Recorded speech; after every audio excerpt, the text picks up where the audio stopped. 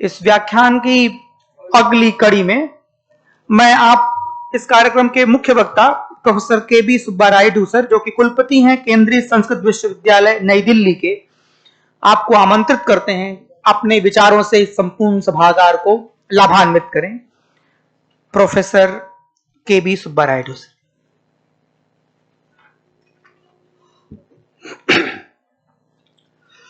ओम तत्सत्। ओम नमो ब्रह्मादिभ्यो ब्रह्म विद्या संप्रदाय कर्तृभ्यो वंश ऋषिभ्यो महद्भ्यो नमो गुरुभ्यः। ओम सरस्वती नमस्तुभ्यं वरदे कामरूपिणी विद्याभ्यासं करोम्यत्र सिद्धिर्भवतु मे सदा। ओम नीलाचल निवासाय नित्याय परमात्मने बलभद्र सुभद्राभ्यां श्री जगन्नाथाय ते नमः। ओम वंदे शंभु उमापतिं सुरगुरुं वंदे जगत्कारणं वंदे पन्नगभूषणं वंदे पशूनां पतिं वंदे भक्तजनाश्रयं च वरदं वंदे शिवं शंकरम्। ओम सहना भवतु सहनौ भुनक्तु सह वीर्यं करवावहै तेजस्विनावधीतमस्तु मा विद्विषावहै। ओम शांति शांति शांति। ओम परिपूर्ण परब्रह्म स्वरूपिणः पवित्रात्मीयाः अस्माकम् अधिष्ठातृ देवताः क्षेत्र देवताः एवं अस्य विश्वविद्यालयस्य आधारभूताः मदन मोहन मालवीय महाभागाः एवं अस्माकं मध्ये वक्तारः समादरणीयाः डॉक्टर कृष्णगोपाल जी महाभागाः एवं न्यास अध्यक्षाः समादरणीयाः नागेंद्र पांडे महाभागाः एवमेव संकाय प्रमुखाः कमलेश महाभागाः अस्माकं उदयरञ्जन महाभागाः अन्येपि गुरवः सम्मुखे समुपस्थिताः सन्ति। यतोहि एतैर्जानन्त्येव सर्वे अहमत्रस्थः छात्रः। अस्मिन् विश्वविद्यालये पठित्वा काश्यामपि पाठयित्वा तदनन्तरं बहिर्गतवान्। काशीतः निर्गमनानन्तरम् एतेषां समादरणीयानां मदनमोहन मालवीय महाभागानां ये सिद्धान्ताः सन्ति तान् मनसि निधाय देशविदेशेषु अहं भ्रमणं कृत्वा पुनः अस्मिन् मातृस्थाने अद्य एतादृशी सन्मानं प्राप्तुं योग्यता प्राप्ता इति अधुना अहं जानामि। एतेषां सर्वेषां गुरूणाम् आशीर्वादः अपि च काशी विश्वनाथस्य एवं भागीरथ्याः कृपा। अतः गुरूणाम् अनुग्रहः भगवतः अनुग्रहः एवं सरस्वत्याः अनुग्रहः स्वकीय मातृपितृ देवतानां च अनुग्रहः आवश्यकता अस्ति।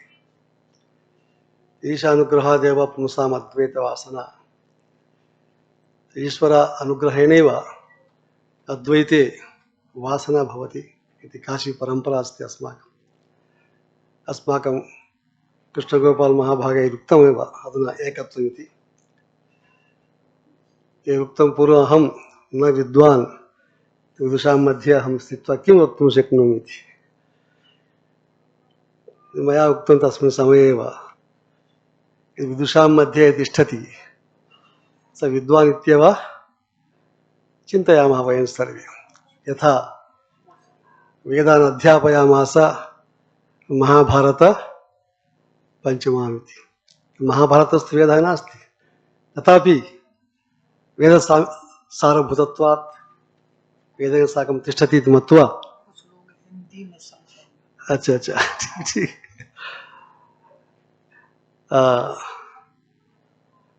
तस्य महाभारतस्यापि वेदत्वं प्राप्तमस्ति। तद्वत् गीतायामपि मनस्यष्ठानि इंद्रियाणि। मन तो इंद्रिय है ही नहीं, किंतु इंद्रियों के साथ लगा रहता है रात दिन, इसलिए उसको भी इंद्रिय कह देते हैं। उसी प्रकार हमारे समादरणीय कृष्ण गोपाल जी विद्वानों के बीच में विचरते रहते हैं, इसलिए वो विद्वान ही माना जाते हैं उसमें। इस प्रकार उन्होंने अच्छा भाषण दिए हैं जो हम लोगों को सोचना चाहिए इस विषय में, क्योंकि समय आ गया है। इस समय पर हम लोग सोचेंगे नहीं तो पछताना पड़ेगा बाद में। आज संपूर्ण विश्व में हर एक विश्वविद्यालय में 15-20 देश घूमा हूँ, वहाँ संस्कृत फैकल्टी, संस्कृत विभाग है कंपल्सरी रूप में। तो क्यों रखा वो लोग? कि अपने भारत देश में क्यों नहीं रख रहे हैं हम लोग? अभी मैं अमरकंटक गया था ट्राइबल विश्वविद्यालय के साथ, वहां देखा तो 15-20 साल, 12 साल 13 साल हुआ है, 302 एकड़ जमीन उसके पास है और 32 डिपार्टमेंट वहां खुले हुए हैं। तो मुझे नवरात्रि में गए तो घुमाया, पूरा दिखाया। सब देखने के बाद मैंने कहा तो 32 डिपार्टमेंट आप खोल दिए हैं, जैसे 32 दांतों के बीच में जीभ नहीं है तो 32 दांत किस काम के लिए? 32 डिपार्टमेंट क्या है? से 32 डिपार्टमेंट के बीच में जो जीव है वही संस्कृत है, सभी का आधारभूत है। तो उससे तो आप रखा नहीं इस विषय में।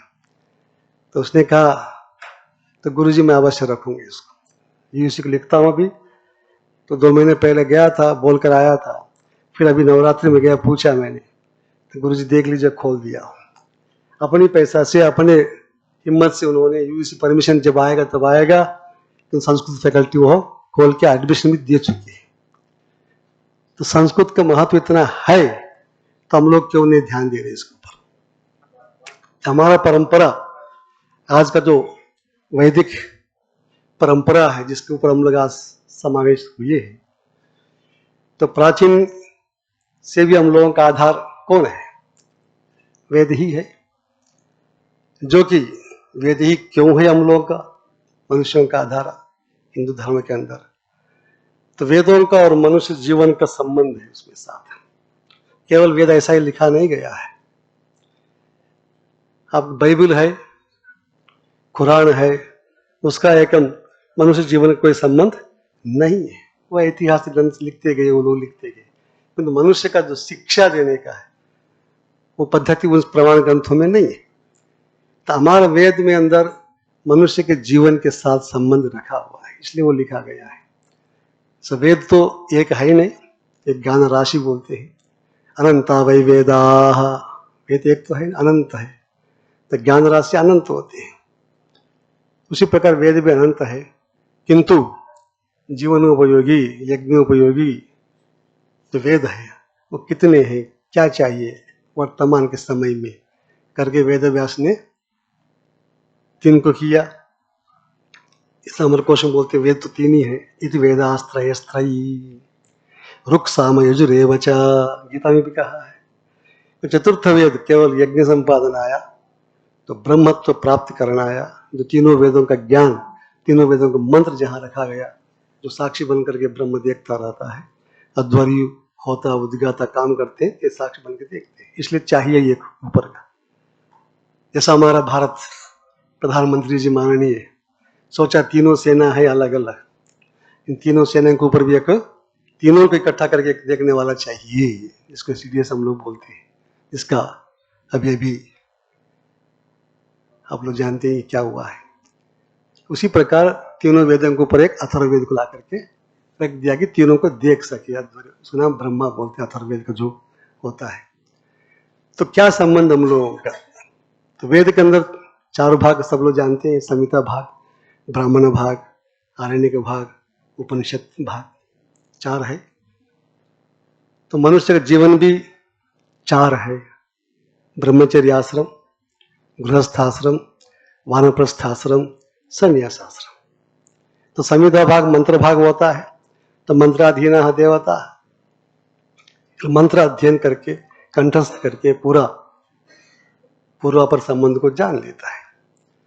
उसके बाद गृहस्थ बनता है, तभी तो यज्ञ कर सकता है, तो ब्राह्मण भाव उसका आ जाता है। अनुष्ठान भाग है ब्राह्मण भाव। सपत्नी कहा यज्ञ कुर्यात, पत्नी बिना यज्ञ नहीं कर सकती। इसलिए जब शादी करने के बाद ब्रह्मचर्य परिसमाप्य गृही भवेत, ब्रह्मचर्य प्राप्त करके गृहस्थ बन जाओ।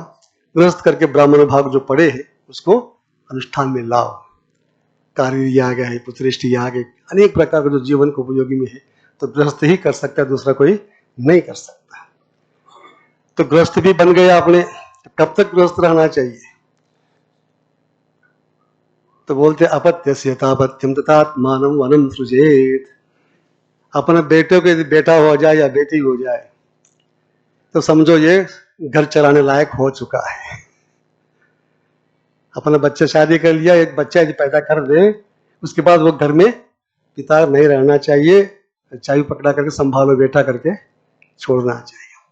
अपत्य से यथापत्यम तथात्मानं वनम सृजेत, अतः वानप्रस्थाश्रम को स्वीकार करो।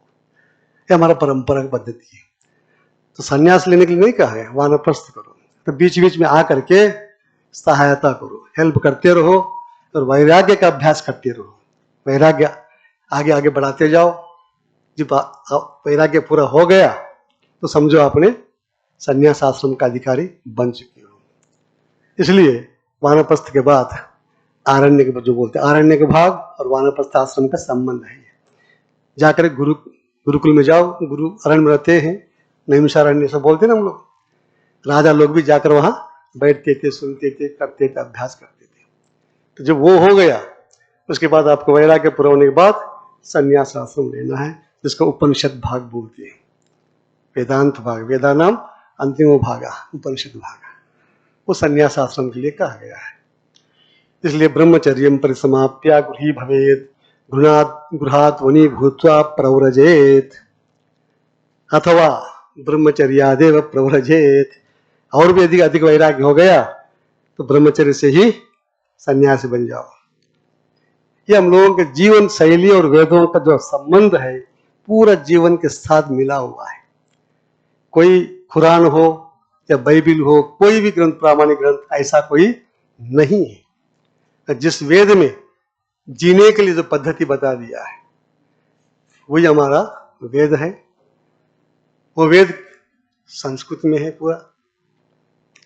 तो संस्कृत भाषा सबको आना चाहिए, नहीं तो हम लोग नहीं कर सकते। बेसिक वही है। क्यों इसलिए बोल रहा हूं संस्कृत भाषा वैदिक भाषा है? क्योंकि सबकी मातृभाषा है ना, हर एक प्रांत की मातृभाषा है। बंगाली है, तेलुगु है, तमिल है, सब लोग अपने अपनी मातृभाषा बोलते हैं। ये घर में माता ही बोलती है क्या? भाषते इति भाषा, ये माता ही बोलती रहती, कोई पिता नहीं बोलेगा घर में। तो पितृभाषा है क्या कहीं? अमेरिका हो, जर्मन, कहीं भी जाओ, पितृभाषा है कि नहीं? मैं क्या बोलते आप लोग, वैसे पिता बैठे हैं तो हम लोग भी तो भाषा बोलते हैं ना। तो हमारी भाषा क्या है फिर? सही माता का ही भाषा हो गया तो पिता की भाषा क्या है? कुछ लोग बोलते सर घर में तो माता का ही चलता है इसलिए उन्हीं की चलता है तो ऐसा नहीं है। पितृभाषा है हमारा संस्कृत भाषा, क्योंकि हमारा पितृ पिता महाकौन है? सब ऋषि लोग हैं। किसी का भी गोत्र देखो, भारद्वाज गोत्र, वशिष्ठ गोत्र, कश्यप गोत्र, सब गोत्र आते नहीं आते? कोई मैत्रेय गोत्र बोलता है, कोई गार्गी गोत्र बोलता है क्या? नहीं है।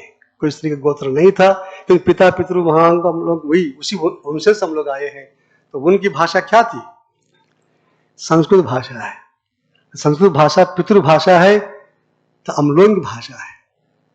जैसे पितृ संपत्ति में न्यायशास्त्र बोलता है सबको अधिकार मिलते हैं, लड़कियों को भी लड़कों को भी, किंतु मातृ संपत्ति में अधिकार नहीं होता है। नौकरी करके आ जाती तो वो भी अपना पास रख लेती, पैसा पिता देते नहीं। सब्जी लाना हो तो लाओ पैसा बोलेगी वो। किंतु जब संपत्तियों में सबका अधिकार है तो पितृ संपत्ति संस्कृत भाषा भी है, तो हम लोग जन्मसिद्ध अधिकार उसके अंदर है, कोई अधिकार देने की नहीं जरूरत है। हमें पता है ना, कर्तव्य है तो अधिकार अपने आप मिल जाता है। तो मातृभाषा जैसा सीखता है बच्चा 5 साल तक, उसके बाद पिता के पास जाता है। इसलिए परंपरा टूटती करते करते मातृभाषा ही रह गई, पिता के पास समय है ही नहीं पढ़ाने के लिए, रह गए पूरा ऐसा ही मातृभाषा के रूप में आ गए परिणित होकर के। तो हम लोग परंपरा है पितृभाषा संस्कृत भाषा है, तो उसको जब तक नहीं आएगा तब तक हम लोग नहीं कह सकते। मैं ये भी बोलता हूँ विदेश में जाकर के भी, तो ब्राह्मी तो भारतीय भाषा गिर वाग वाणी सरस्वती, साक्षात संस्कृत भाषा का नाम ही भारतीय है। सभी भाषाओं की जननी वही है, कोई भी शब्द ले लो रूट संस्कृत भाषा आ जाएगी। तो सभी शास्त्रों का मूल वेद है। हमारा संस्थान में R.K. शर्मा जी थे, फाउंडर संस्थान का, पूरी आए थे। गुरु जी आपने सब कुछ किया, व्याकरण खोला, साहित्य खोला, ज्योतिष सब डिपार्टमेंट खोल दिया, तो वेद कहाँ है? संस्थान वेद डिपार्टमेंट खोला ही नहीं था उसने, किसी परिसर में नहीं था। हाँ बेटा तू ठीक कर रहे हो, आप करोगे काम। उस दिन बोला, 10 साल पहले बोला था आप करोगे काम, हम लोग नहीं किया, भूल गया उसको। तो मैं कुल सचिव जब बन गया तो उस समय शुरू कर दिया, सभी कैंपस में वेद विभाग खोल दिया मैंने। खोलो वेद विभाग, बिना वेद से कभी हो नहीं सकता इसका। दिल्ली जाओ, भोपाल जाओ, जयपुर, सब जगह वेद का अपना प्राय खुल गया है, खुलेगा भी बाकी जगह पे, क्योंकि उसके बिना हो नहीं सकता। उसका मूल जुड़ नहीं है। शाखा जितना फैल जाएगा उतना मूल टूट जाएगा, उसको वजन करना पड़ेगा मूल को भी। एक वृक्ष भी शाखा जितना लंबा करता है अपने मूल को भी बड़ा करता जाता है, नहीं तो वो टिकेगा नहीं शाखा के बल से। उसी प्रकार वेदों का हम तो संरक्षण नहीं कर पाएंगे तो जितने भी शास्त्र इत्यादि संरक्षण करना संभव नहीं है। हम लोग बोलते संस्कृत भाषा को मृत भाषा बोलते हैं ना, अरे मरी भाषा बोलते हैं। हमसे बोला कुछ लोग, मैंने कहा ये मृत भाषा नहीं है, उसका व्युत्पत्ति अलग करो, विग्रह का अलग कर दो। तो मृता नाम पिया भाषा सा मृत भाषा, जो मर गए हैं उनके भी उपयोग में आने वाली भाषा क्या है? संस्कृत है। मरने के बाद भी, मरने तक भी। तो भारत के जितने भी कर्म करते हैं हम लोग जन्म से लेकर मरण तक, किस भाषा में करते हैं? संस्कृत। जितना भी गरीब होगा पंडित को बुलाकर कुछ कर्म करवाएगा, संस्कृत सुनना चाहेगा, संस्कृत बोलना चाहेगा। और जिस देश में अपना मनुष्य का जो कर्म हर एक जन्म से लेकर मरण पर्यंत जिस भाषा में होता है उस भाषा ही राष्ट्रभाषा कहलाती है, राष्ट्रभाषा होती है।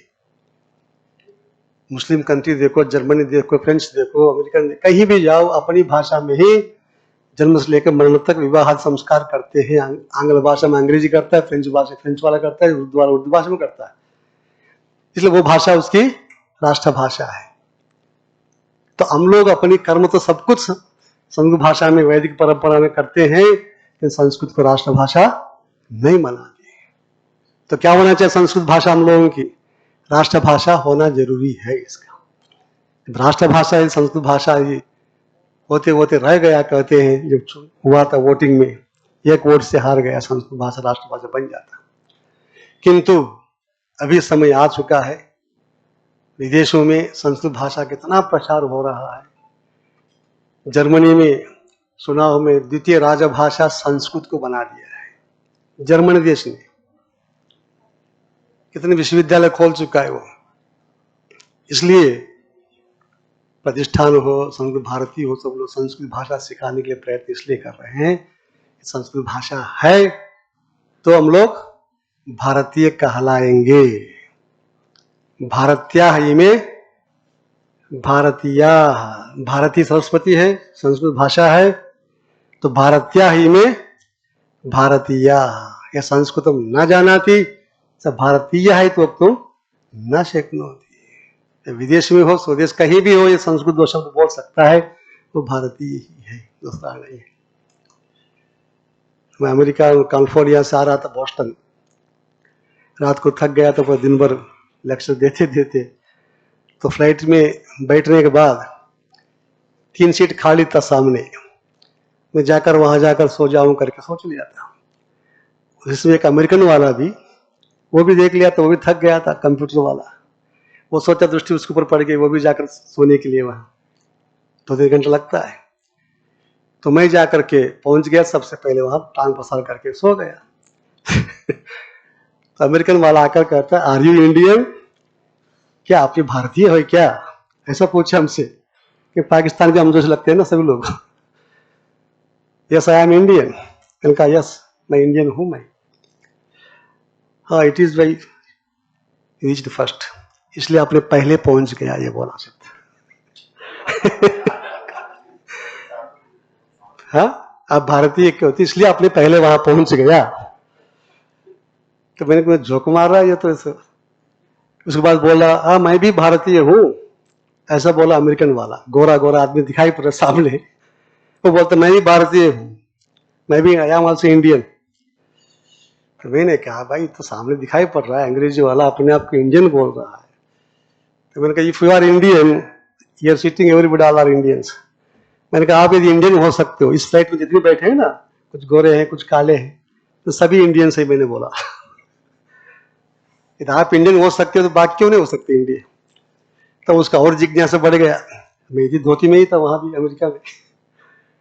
नहीं नहीं आप भारतीय लगते हो, पंडित हो, मुझे बताओ please tell me what is the secret, आपने क्यों कहा। भाई आपने कहा इसलिए मैं कहा हूं। नहीं नहीं कुछ तो होगा, इंडियन लोगों के अंदर कुछ रहस्य होता है, इसलिए बता दिया क्यों कहा आपने। इसी पर हट पकड़ा उसने, सोया नहीं ना सोने दिया उसने। तो मैंने कहा चलो सुनो, इसलिए मैंने कहा इंडिया शब्द में आता है INDIA, तो सबसे पहले क्या आई आता है। तो किसी देशवासी होगा कोई भी होगा तो क्या बोलेगा, आई बोलेगा अथवा मैं बोलेगा अथवा हम बोलेगा। सब लोग आई बोलते हैं, सब लोग मैं। कोई प्रांत वाला हो देश वाला तो मैं ही बोलेगा, सब अपनी अपनी भाषा है, इसलिए सब लोग बराबर हो गए। इसलिए आई होने से इंडिया सब लोग बराबर, आप लोग इंडियन हो सकते हैं। तो नहीं ऐसा कैसे हो सकता है, आयरलैंड बोलते हो वहां भी आई आता है, ईरान बोलते वहां भी आई आता है। फिर छोड़ा नहीं उसने, पकड़ा मुझे। तो मैंने कहा चलो सुनो, फिर बैठना चाहते हो सुनना चाहते हो। तो मैंने इंडियन शब्द का जो तत्काल आ गया गुरु जी कृपा से उत्तर उसको, यही थी काशी हिंदी विश्वविद्यालय का महत्व यही होता है। गुरुओं का आशीर्वाद से मैंने बोला I means I am, N means not, D means different, from again I comes from individual soul. I am not different from individual soul. मैं अलग नहीं हूं, जितनी भी आत्माएं हैं सब एक है हमारे। मैंने कहा क्यों, तो बिकॉज ऑफ ए, लास्ट में क्या आता INDIA। आई तक तो हम लोग आपस में हो गया, क्या कहता क्यों हम लोग ये कैसे हो सकते हैं, क्यों आप अलग है हम अलग है। ए मीन्स आ, हम लोग आ बोलते हैं, वो लोग ये बोलते हैं। तो ऋग्वेद मंत्र आता है आइति ब्रह्म तत्रागत अहमिति, तो आ शब्द करते हैं ब्रह्म, तो वहां से आया इसलिए हम बोलते हैं। आयुर्वेद में फर्स्ट आ है, लास्ट में हल है, तो आ हा मिलाओगे हम लोग विभक्त लोग करके तो अहम शब्द बन जाता है वहां। तो आ सा लेकर के हाथ तक हम लोगों का उसे ब्रह्म से निकले हुए सभी लोग, कोई भी कहीं से भी हो। इसलिए आ होने के कारण, अंत में ए होने के कारण सभी एक है, दूसरा कोई अलग अलग नहीं है। That is why you are also Indian, he also Indian, everybody is Indian. सभी लोग इंडियन है, उससे अलग से कोई नहीं हो सकता है। इसलिए इंडिया शब्द का हमारा ये अर्थ है। तो उसने तो अब मुख बंद हो गए उसकी, तो कोई रास्ता ही नहीं बनता उसका। वास्तव में इसलिए हम लोग जब भारत शब्द को, भारत देश को जब विदेशी लोग इंडियन कह दिया, इंडिया कह दिया, कोई विरोध नहीं किया। जो उस समय जो अंग्रेज जानते थे, कोई ऋषि लोग समझो क्या समझे होंगे पता नहीं मुझे, भारत शब्द का भी भायाम शिव ब्रह्म के ज्ञाने ये रतः सा भारत, जो ब्रह्म एक के ज्ञान में जो रमण करता है वही भारत करता है। इसलिए भगवान कृष्ण बार बार भारत हे भारत याद दिलाते रहे, तू तो ब्रह्म का स्वरूप हो, ब्रह्मात्मा स्वरूप हो, ब्रह्मांश हो, क्यों रोते हो? तुम तो भारत हो, तो जीव ब्रह्म एकता में रमन करने वाले तुम हो। तो इंडिया शब्द का, भारत शब्द का कोई अंतर नहीं पड़ता है, इसलिए कोई विरोध नहीं किया। इसलिए इंडिया भी हम लोग कहेंगे तो भारत का हो, तो वो इतना अर्थ उस शब्द के अंदर है। तो ये कहाँ से आया? सभी संस्कृत भाषा से आता है। ये संस्कृत नहीं है तो कुछ नहीं है हम लोगों का। हर एक शब्द का संहार, विहार, प्रहार, बस एक ही तो है, अक्षर अंतर हो गए, सब चेंज हो गया। तो संस्कृत भाषा आज नासा में क्यों उपयोग करते हैं, कंप्यूटर लैंग्वेज क्यों मानते हैं, तो कारण वही है। हम लोग अपने छात्रों को, मैं यही चाहता अपने छात्रों को, मैं भी यहाँ साइंस एंड योगा डिप्लोमा की हम जब मैं आचार्य कर रहा था, तो उड़प्पा जी थे उस समय साइंटिस्ट या 6 नंबर वाले, तो उनसे मैं योगा सीखा, योगा एंड साइंस डिप्लोमा किया 2 साल का। उस पर डच लैंग्वेज, जर्मनी का डिप्लोमा मैंने यहाँ BHU में किया। मैं तो प्राच्य विद्या में पढ़ता था, मैं अकेला जाकर बैठता था। इसलिए जब भाषा नहीं जानेंगे तो वो जो मैक्सिमम जैसे लोग जो व्याख्यान करेंगे उसी पढ़ेंगे, बाकी लोग अपना अंग्रेजी छात्र लोग सभी तो कानून भी वही पढ़ेंगे। इसलिए हम लोग अंग्रेजी जानना भी जरूरी है। इसलिए हम लोगों का भी जो नूतन न्यू एजुकेशन पॉलिसी में जो आया है, थोड़ा सा सबको सिखाओ, हर एक लैंग्वेज का भी हम लोग प्रयोग कर सकते हैं अपने बच्चों को। तो अपने छात्रों को ही मौका दे दे, चॉइस बेस्ड में लग दो कुछ, 1 साल का 6 महीने कोर्स लगाओ, फ्रेंच का लगाओ, जर्मन लगाओ, अपने कोर्स के अलावा, तो वो व्यक्ति अपनी संस्कृत जानता है, इंग्लिश फ्रेंच इत्यादि जान लेता है, तो व्यक्ति व्याख्या अपने ढंग से करेगा, अर्थ करेगा। नहीं तो उनके अर्थ मानना पड़ेगा। उनको अंग्रेजी को संस्कृत नहीं आता है, संस्कृत वालों को अंग्रेजी नहीं आता, तो कैसे करेंगे? इसलिए हम चाहते हैं अभी जो आज का जो कोर्स आप लोग डेवलप किए हैं, तो उस कोर्स के साथ हम लोग MOU करेंगे मैथिली विज्ञान संकाय के साथ, संस्था के साथ, हमारा संस्कृत विश्वविद्यालय, केंद्र संस्कृत विश्वविद्यालय के साथ हम लोग MOU करके इस विकास साथ जुड़ जाएंगे। हम लोग किसी विषय में रिसर्च करने के लिए हम लोग तैयार हो जाएंगे, तो फंड शेयर कर सकते हैं, उसमें कोई बात नहीं इसका। क्योंकि इस विषय का सबसे बड़ा विश्वविद्यालय प्रपंच में है, एशिया में नंबर 2 विश्वविद्यालय हमारा BHU है। और संस्कृत विश्वविद्यालय हमारा केंद्रीय संस्कृत विश्वविद्यालय संपूर्ण विश्व में एक ही अद्वितीय है। आज तक सेंट्रल संस्कृत यूनिवर्सिटी कोई प्रपंच में कहीं नहीं है। जितने भारत में हम लोगों का जो संकल्प है, जैसे मदन मालवीय के ईस्ट वेस्ट को मिलाना है, उसी प्रकार हमारे संस्थान का लक्ष्य है कि हर एक राज्य में एक कैंपस खोलना है। यह हमारा लक्ष्य है उसका। मेरे कुलसचिव था, नॉर्थ ईस्ट में जब गए, मान सरकार 18 साल से मुख्यमंत्री था वहां, वो कहा आज क्यों आए हो, हमसे पूछा। 70 साल से क्रिश्चियन लोग यहाँ पूरा क्रिश्चियन बनाते जा रहे हैं, सब बनाते जा रहे हैं, आप अभी क्यों नहीं आए पहले? तो मैंने कहा आया तो है, किंतु थोड़ा जमीन दे दो, हम करेंगे। तो जबरदस्ती उनसे 3.5 एकड़ जमीन दिया, कुछ जमीन हमारे पास नहीं है, उनके तो वही दे दो। 3.5 एकड़ जमीन लेकर के 13 में मैं चला गया वहां। 13 बच्चों के स्थापना के 13 बच्चे मिले मुझे, साहित्य, व्याकरण, वेदांत, वेद और हमारा जो और कौन बौद्ध दर्शन का, इन सबका 2-2 छात्र लगा दिया, 6 डिपार्टमेंट शुरू करवा दिया। तो उन बच्चों से कहा भाई एक एक बच्चा 10-10 बच्चा लाना है अगले साल के लिए। एक उपदेश था हम लोगों का सीक्रेट जॉब से, हर एक बच्चा 1 साल के बाद 10-10 बच्चों को लाया, 150 बच्चे हमारा हो गए। उसका उन लोगों से फिर कहा भाई कम से कम 2-2 बच्चा को लाना ही पड़ेगा। उसके बाद नेक्स्ट ईयर में 450 बच्चे हो गए हमारे। तो उन्हीं माननीय सरकार को मैंने बुलाया, एजुकेशन मिनिस्टर को। वो ट्राइबल बच्चे संस्कृत में संभाषण करते, संस्कृत में हमारा कार्यक्रम चलाया पूरा। उसको देख करके वहां का भानुशाह है एजुकेशन मिनिस्टर, वहां जो त्रिपुरा गवर्नमेंट का सेंट्रल यूनिवर्सिटी वहां है, वहां संस्कृत को लोग एग्जाम डिपार्टमेंट तो है, एग्जाम लिखते हैं बंगाली में, अंग्रेजी में। तो उन्होंने देखा ये बच्चे 2 साल के बच्चे इसमें धारा पर संस्कृत बोलने लगे हैं, नाटक बढ़िया कर रहे हैं। तो हमारा तो विश्वविद्यालय इतने सालों से पढ़ा, डिपार्टमेंट संस्कृत नहीं लिखते, तो आदेश कर दिया संस्कृत में ही लिखना है परीक्षा सभी को। आज संस्कृत में ही पूरा एग्जाम होता है। इस प्रकार वेदों का अपना मानव जीवन का संबंध है, पूरा साक्षात संबंध है। वेद नहीं है तो मनुष्य जीवन है ही नहीं है। तो मनुष्य जीवन को सार्थक करना है, अपने वंश परंपरा को ठिकाना है, तो एक ही उपाय है जो सब लोगों का ऋषि परंपरा समझो, राज परंपरा समझो।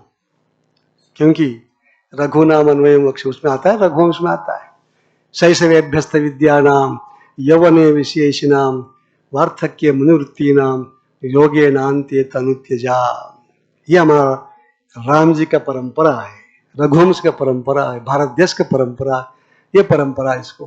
तो वही संपूर्ण वेद का संबंध है। राम जी का जीवन हो, भारतीय हर एक प्राणी का जीवन हो।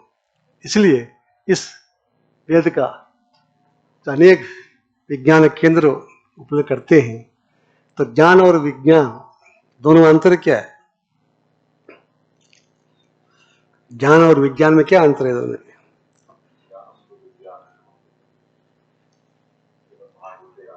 हाँ, किंतु हमारा कोशकार कहते हैं मोक्षे धीर ज्ञानम अन्यत्र विज्ञानम शिल्प शास्त्रयो। मोक्षे धी, मोक्ष प्राप्त्यर्थम या धी बुद्धि ही। मुझे मोक्ष चाहिए, ये संसार सागर से पार होना है। कोहम कथमिदं जातम को वे कर्ता से विद्यते उपादानम किमस्तिहा विचारस्व दृश्यम। तो मनुष्य होने के बाद मैं कौन हूँ, सृष्टि करने वाला कौन है, और सृष्टिकर्ता के विषय के बाद सामग्री क्या है, कैसे कर रहा है, ये चार प्रश्नों के लिए संपूर्ण वेद राशि के जो दर्शन डिपेंडेंट है उसी के ऊपर। न्याय हो, वैसे सब लोग चार प्रश्नों को उत्तर देने में लगे हैं। तो हम लोगों का लक्ष्य वो है मनुष्य होने के बाद। आहार निद्रा भय मैथुन सामान्य में शाम पशुनाम, सामान्य सबके लिए है ये। इसके लिए हम लोग मनुष्य होकर पैदा हुए हैं। और वेद में इसी तत्व का चारों भागों में विभाग करके समझाया मनुष्य जीवन कैसे जीना चाहिए। तो ऐसे विज्ञान केंद्र को, जो विज्ञान होता है शिल्प शास्त्र, 64 कला जिसमें विज्ञान है। साइंस को विज्ञान बोलते हैं, ज्ञान नहीं बोलते साइंस को, तो विज्ञान है। प्रापंचिक लौकिक अलौकिक ज्ञान को बताने वाला है तो विज्ञान है। किंतु आत्मा को जो बताने वाला, ब्रह्म को बताने वाला, सृष्टिकर्ता को बताने वाला, वो है ज्ञान। इसलिए ज्ञान विज्ञान तृप्त आत्मा का गीता में बोलते हैं। दोनों से तृप्त होना चाहिए, ज्ञान भी चाहिए और विज्ञान भी चाहिए। द्वाभ्याम पक्षाभ्याम आकाशे पक्षिणां गति। चिड़िया उड़ना है तो दोनों पंख चाहिए, अकेले पंख से नहीं चल सकते।